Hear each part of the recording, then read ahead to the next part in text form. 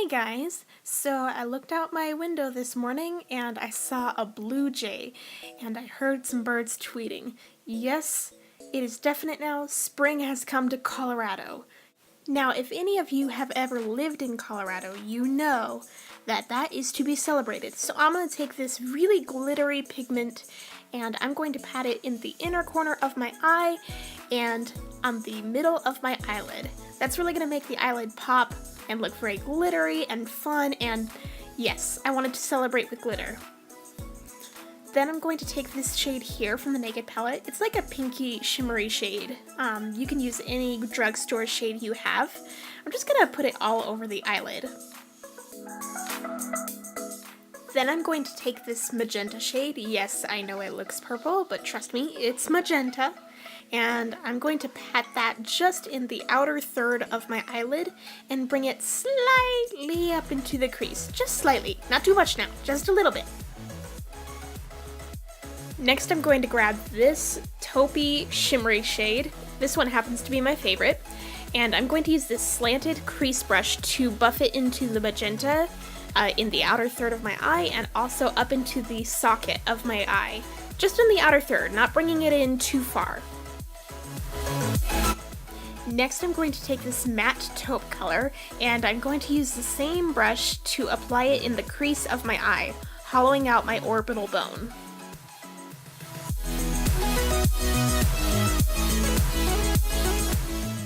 Next I'm going to take this matte white eyeshadow and I'm going to use my finger to apply it to my brow bone for a highlight.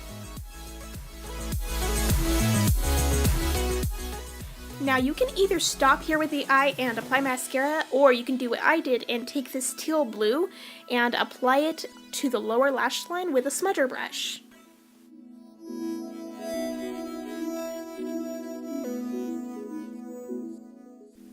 So for an eyeliner, I'm just going to use a liner brush to apply this taupey purplish shade to my upper lash line, just on the outer third of the lash line. To finish off the eyes, I'm going to apply a healthy coat of mascara. Now, I'm not sure what the deal is with my brow hairs lately, but they have been pointing all directions lately, and I'm not sure if that's a hormonal change or if it's because I've been working out more lately or eating differently. But because of that, I'm going to go ahead and take a brow gel and I'm going to use an extra heavy amount of that on my brows to keep the brow hairs pointing the right direction. Then I'm going to take this darkish taupe color and I'm going to use it to fill in the areas where the brow gel just doesn't seem to do it. Moving on to foundation, I'm going to take a shade that's 2 shades lighter than my skin tone, and I'm going to use it to highlight, basically the same way I normally would.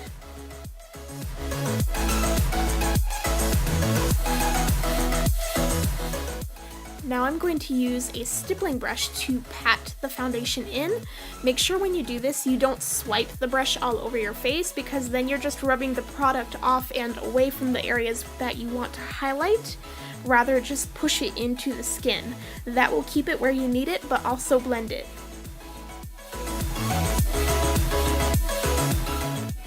Now for contouring, I am going to take a shade that is 2 shades darker than my skin tone in foundation.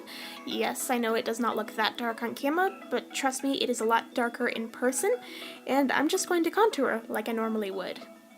Then of course I'm going to go over that with a stippling brush, just in pressing motions, basically the same way that I did with the highlighter. Now of course we're going to bake the highlighter, so what I'm going to do is I'm going to take this smallish brush and I'm going to dip it into a highlighter that is just a couple shades lighter than my skin tone. Not white, just a couple shades lighter.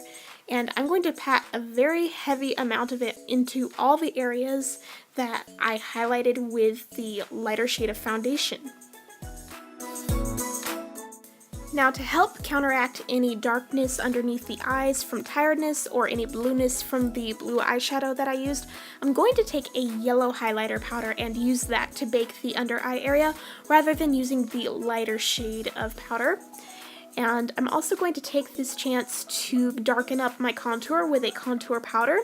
When you're contouring with both a foundation and a powder, or a concealer and a powder, you want to use a lighter concealer or a lighter foundation than you would use as a contour powder. That way your contour looks a little bit more multi-dimensional and a little bit more natural. Now for the lips, I decided to go with a nude lip that was also just slightly mauve. I wanted a lip color that would complement the eyes just right, and this lip color seemed to do the job. And when applying a liquid lipstick, it requires a bit of a steady hand, but once you get it on there, it will not move anywhere.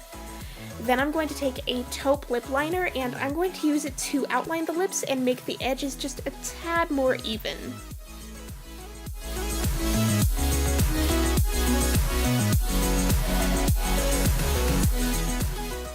Now as far as blush goes, I'm going to take this really pretty peach color and I'm going to bring it from the cheekbone all the way out to the hairline.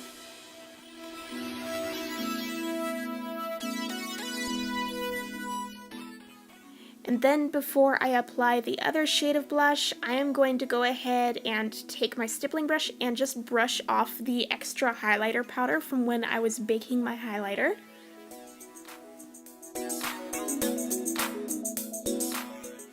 Next, I'm going to take just a little bit of this brighter shade of blush and I'm going to put it right between the highlighter and the contour on the apples of my cheeks, and then I'm going to blend that out really good. Using 2 shades of blush really makes it look a lot more natural and it photographs a lot better. Now as a finishing touch, I'm just going to take a layer of face powder and apply it to the face. This is going to make sure the makeup does not move all day. And that will do it for this look. I had so much fun filming it. I hope you guys enjoyed watching it as much as I enjoyed filming it. Thank you so much for watching, guys. Make sure to subscribe to my channel. I also have a quick announcement. I'm going to be entering the NYX Face Awards. So if my entry is accepted, then you will see all the NYX Face Awards videos that I do for my entries on this channel. And if you think I have a chance at winning, please vote for me. All you have to do is go to the NYX Cosmetics NYX Face Awards website and you can vote for me up to 3 times a day. Now if you want to stay updated on the contest, on the videos that I upload for the challenges, and if you want to see what's happening with me, please feel free to subscribe to my channel. I would love that.